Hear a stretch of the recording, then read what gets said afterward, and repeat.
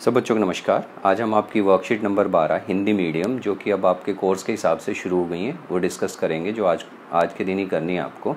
रासायनिक अभिक्रिया एवं समीकरण।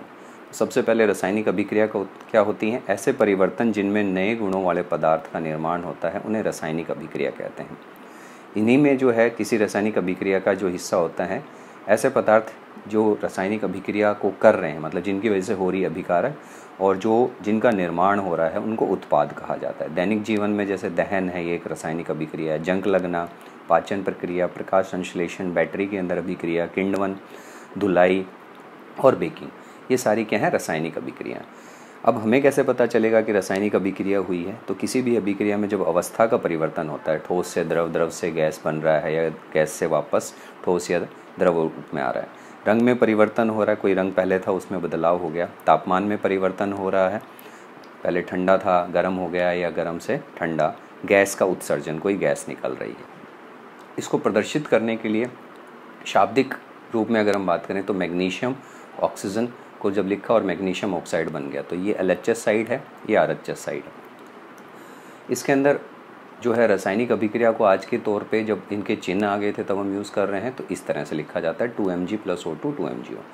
रासायनिक समीकरण क्या होते हैं? किसी भी अभिक्रिया को जब उनके तत्वों के प्रतीक और अभिकारक और उत्पादकों के रूप में लिखा जाता है, तो वो सूत्र के रूप में रासायनिक समीकरण कहलाता है, जैसे कि ये दिखा रखा है। दूसरी चीज़, किसी भी रासायनिक समीकरण के अंदर इस एरो के ऊपर और नीचे हम वो भी परिस्थिति लिखते हैं, जैसे कितने ताप, दाब, उत्प्रेरक आदि के तौर पे जो है ये अभिक्रिया हुई है। प्रश्न उत्तर बहुत आसान है।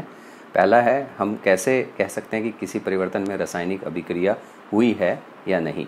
तो इसमें आप ये लिखेंगे, ये पहले प्रश्न का उत्तर है आपका, कि अगर उस अभिक्रिया में अवस्था परिवर्तन हो रहा है, रंग में परिवर्तन, तापमान में गैस उत्सर्जन, इन चार के आधार पर हम कह सकते हैं कि है।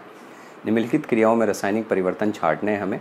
तो प्रकाश संश्लेषण एक रासायनिक अभिक्रिया है, पानी का उबलना नहीं है, कागज का फाड़ना भी नहीं है, और दूध से दही बनना है।